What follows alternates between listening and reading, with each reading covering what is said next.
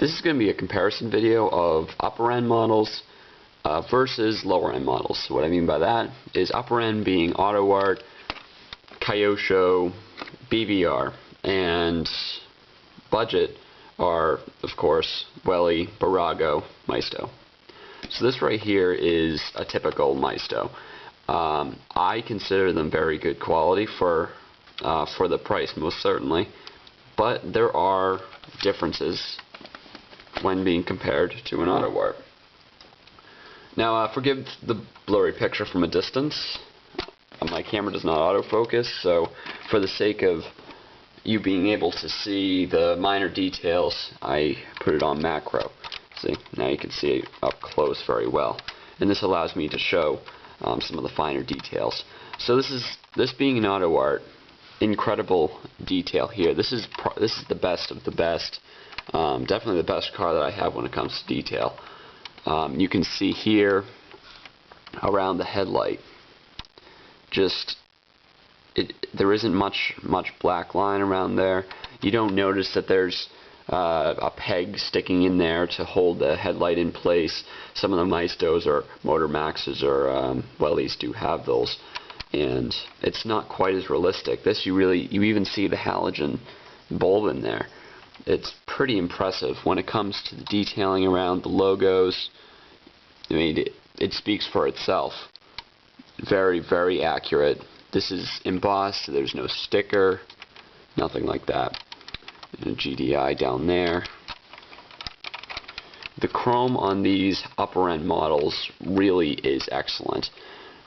There's absolutely no spots. It's very, very well done. It looks like real chrome, and it's probably going to last a lot longer than it would for a Maisto. As we continue down the car, the paint quality of the upper end models tends to be much, much better. You won't see any of the little bubbles or strange spots where you might see it on Maisto. For instance, this doesn't necessarily have paint issues, it's more metal work. You can see around, like right around here. It's just, I don't know, it doesn't look too realistic. It's not very flush. You come out at a distance like this and just see it right there. There's more of a gap right there. Metalwork isn't good. The paint is kind of overspilling here on the bottom. That leads to another thing, the gaps. In the Autoart, the gaps are very consistent. You can see that's a perfect line. There's absolutely no issues there. Definitely between the doors, much smaller. Makes it more difficult to get into it, but much smaller nevertheless. You can see that fantastic chrome work there. The wheels tend to have a lot more detail. Correct coloring. Sometimes with budget models, the coloring on the wheels is a little bit inaccurate, and it's a little bit fatter. Like for instance, with this Mercedes, this wheel, this is supposed to be black in here, which means, well, it's supposed to be, I should be able to stick my toothpick right through because it's supposed to be clear there. But of course, there are difficulties in the manufacturing process to do that, so it makes sense the Maisto wouldn't do it for the price. Autoart, on the other hand, would do that, and it would look a lot more realistic.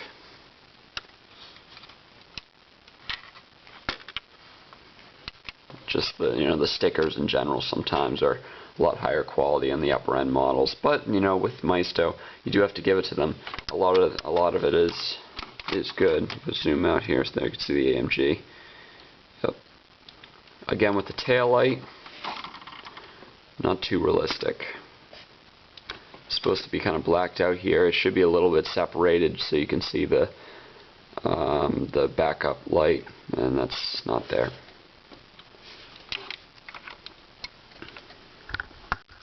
Underneath, you're always going to have big improvements with an Autoart. Instead of these parts being kind of stuck to the bottom plastic part of the car, they're going to be out a little bit more. It just kind of makes it more realistic. I'll show you here. You saw with the Mercedes how the drive shaft right here and the differential, they were all kind of connected to the bottom of the car. This isn't. It's all raised. Even the exhaust pipe here, that's raised. The detail is just better. With these upper end models, they go to so many lengths just because they're so expensive to improve the detail, and it shows. There's a lot more passion in it, definitely. Interior is probably the number one thing that you'll notice a difference on, and it's all detail. But with this, you look at these dials in here, and they look so realistic. I would be wondering, is there actually glass over those to make them realistic? And they really do. The seats, same deal. Although I have seen this texture of a seat. I do have a really nice Maisto. It's a Mercedes CLS, and it has seats just like that. It looks pretty close. I might bring that out just to show as a demonstration of how good Maisto can get. Because, of course, this isn't always the case. It changes between the brands. Sometimes you get a car that's pretty pathetic. Sometimes you get one that's very impressive. They even have the carpeting on the door here. You won't see that on a Maisto. There's carpeting down there. You can see every single button. All the doors will open. Those seats in the back fold down. Oh yes, that's they're very impressive. They're also over $70 too, so you have to consider that. Some budget models, like this Mondo Motors Mercedes SL Black Series, this was $50, and I would not consider this worth $50. It looks fantastic, absolutely fantastic. And I have to say that the outside metalwork is a lot better than the Maisto. You can see here, this is what the Maisto one should have looked like with the taillight. This should be a little bit darker because it is blacked out in these AMGs, but nevertheless it still looks pretty good. All the lines are accurate. That's a pretty big crease, I will have to say that. That's pretty annoying. It does have glass in the doors. You'll notice a lot with the upper end models you get glass in the doors. Well, plastic, whatever. This does have it, surprisingly. But the reason why this isn't worth the price, mainly, you just look here on the front. It's separated. It doesn't go flush against this grate here. The grate looks like just a piece of plastic with bumps in it. It really doesn't even look like anything.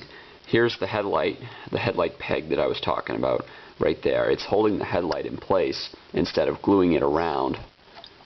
So it takes away from the headlight effect. Now this engine is pretty good. That's definitely worthy of an upper end model, I would say. But that's where it ends, because inside the detail is rather pathetic. I mean, you can see a lot of the buttons.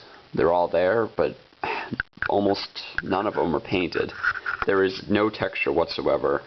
That would give you an idea. This is all leather inside. No carpeting. Nothing. And this was $50, so you'd think that you'd have a little bit more. The dials behind the steering wheel, that's a sticker. So, like, classifying budget and upper end models gets a little bit difficult with some cars. It's a basis of some. Like, this was $28, same price as the Mercedes. It's a Welly. Beautiful car. They did an excellent job on this. I like Welly cars. They do a fantastic job. The only thing that would separate this from an upper end Autoart is the fact it doesn't have carpet.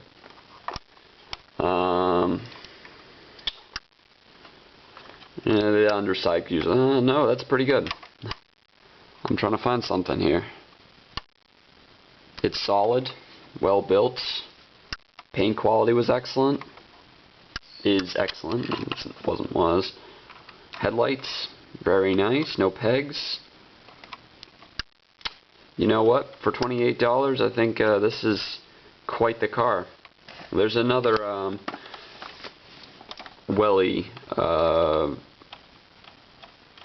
What is it? Bentley. It's a Bentley Continental Super Sports. That is a welly, and I'll do a video on that later. Absolutely gorgeous, gorgeous, gorgeous model. For the price, it was like $35, and it's totally worth an Autoart. So just do your shopping well, and you'll find some good deals.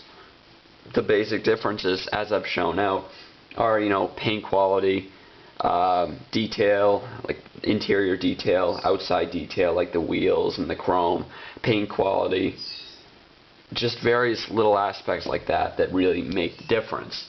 And the only thing that really truly separates an upper end model from a budget is the price and those details.